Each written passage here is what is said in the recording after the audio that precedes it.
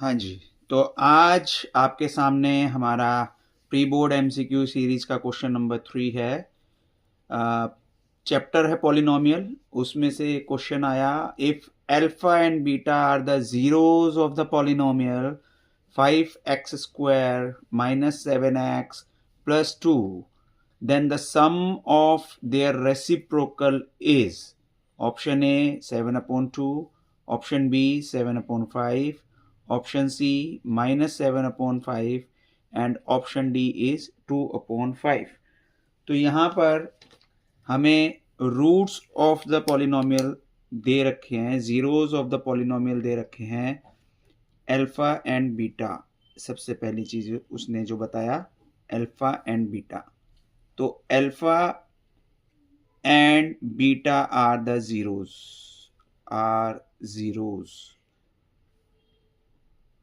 तो what are the reciprocal? Reciprocal हमें पता है कि अल्फा अपॉन 1 को रिवर्स कर दें, 1 upon alpha and 1 upon beta.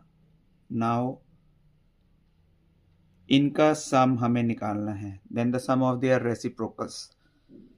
ठीक है, तो alpha 1 upon alpha plus 1 upon beta, अगर हम इसको सॉल्व करते हैं तो हम जैसे रैशनल नंबर को सॉल्व करते हैं, नीचे डिनोमिनेटर्स को आपस में मल्टीप्लाई किया और न्यूमरेटर में उनको एज इट इज लिख के ऐड कर दिया, यानी कि अल्फा प्लस बीटा।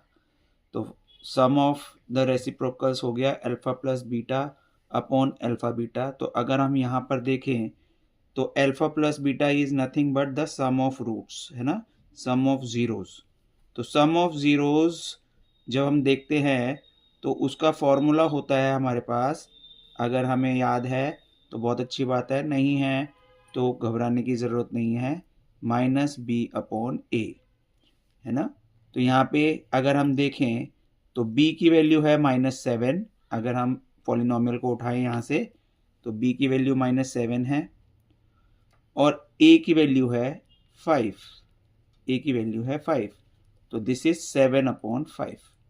तो अल्फा प्लस बीटा की वैल्यू आ गई 7 अपॉन 5।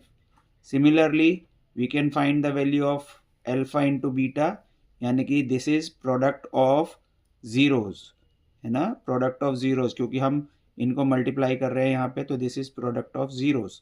तो product of zeros we know the formula is very good, c upon a, c upon a means here c is 2, तो c is 2 upon a is 5, तो answer is 2 upon 5।